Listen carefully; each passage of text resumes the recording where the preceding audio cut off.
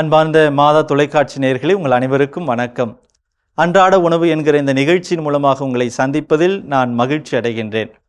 இன்றைய நற்செய்தியில் நம் ஆண்டவர் இயேசு கிறிஸ்து கூறுகிறார், மறைநூல் அறிஞர்கள் பரிசேயர்கள் ஆகியோரின் நெறியை விட உங்கள் நெறி சிறந்திருக்கட்டும், இல்லையேல் நீங்கள் விண்ணரசுக்குள் புக முடியாது என உங்களுக்கு சொல்லுகிறேன் என்று நம் ஆண்டவர் சொல்வதற்கான காரணத்தை நாம் புரிந்து கொண்டோம் என்றால், இந்த தவக்காலத்திலே அல்லது நம்முடைய கிறிஸ்தவ பயணத்திலே நம்முடைய வாழ்வு எப்படி இருக்க வேண்டும் என்று நாம் புரிந்து கொள்ள முடியும். இந்த மறைநூல் அறிஞர்கள் பரிசேயர்கள் சதுசேயர்கள் எதனை அடிப்படையாக கொண்டு வாழ்ந்தார்கள்? பல காரணங்கள் இருக்கிறது. அதில் முக்கியமாக 3 காரணங்களை உங்களோடு நான் சிந்திக்க ஆசைப்படுகிறேன். முதலிலே, சட்டத்திற்கு அதிக முக்கியத்துவம் கொடுத்தார்கள்.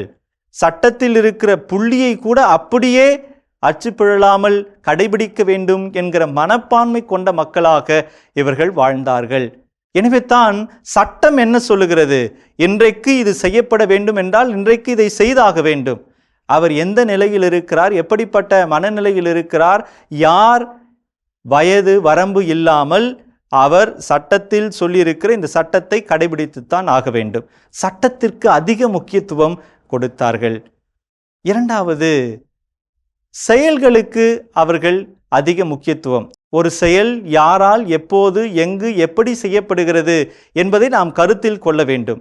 அப்படி கருத்தில் கொள்ளாமல் இந்த செயலை செய்தது தவறு, அடிக்கிற செயல் தவறு என்று அவர்கள் சொல்லுகிறார்கள் என்று வைத்துக்கொள்வோம்.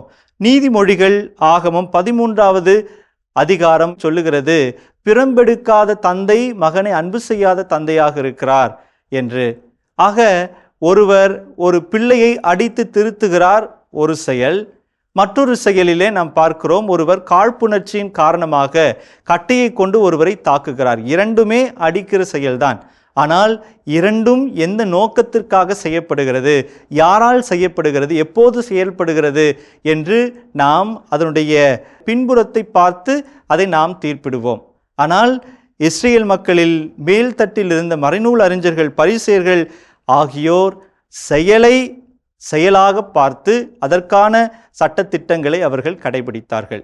மூன்றாவது ஒரு முக்கியமான காரணத்தை நாம் பார்க்கிறோம். இந்த இஸ்ரேல் மக்களுடைய மேல்தட்டில் இருந்த மறைநூல் அறிஞர்கள் பரிசேயர்கள் சதுசேயர்கள் வழிபாட்டினுடைய சடங்குகளுக்கு அதிகமான முக்கியத்துவத்தை கொடுத்தார்கள். வெளி ஆடம்பரத்திற்கும் சடங்குகளுக்கும் முக்கியத்துவத்தை கொடுத்தார்கள்.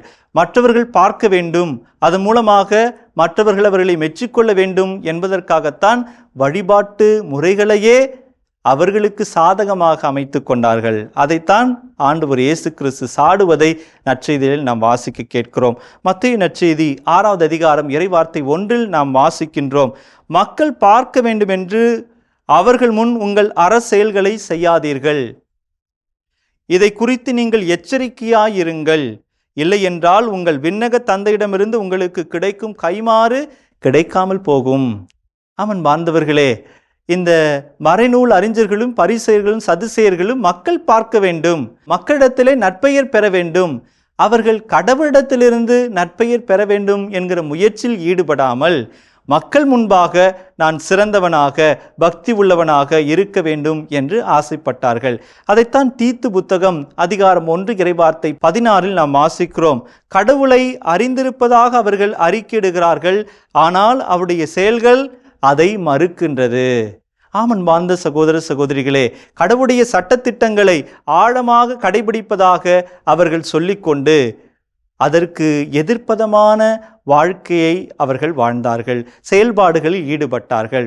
எனவே தான் நம் ஆண்டவர் இன்றைய நற்செய்தியிலே சொல்லுகிறார், மறைநூல் அறிஞர்கள் பரிசேயர்கள் ஆகியோரின் நெறிகளை விட உங்கள் நெறி சிறந்திருக்கட்டும் என்றால், இப்படிப்பட்ட மனப்பான்மையிலிருந்து இப்படிப்பட்ட செயல்பாடுகளிலிருந்து நாம் கடந்து வர அழைக்கப்படுகிறோம். நம்மிலும் பலர் இப்படிப்பட்ட செயல்பாடுகள் ஈடுபடலாம்.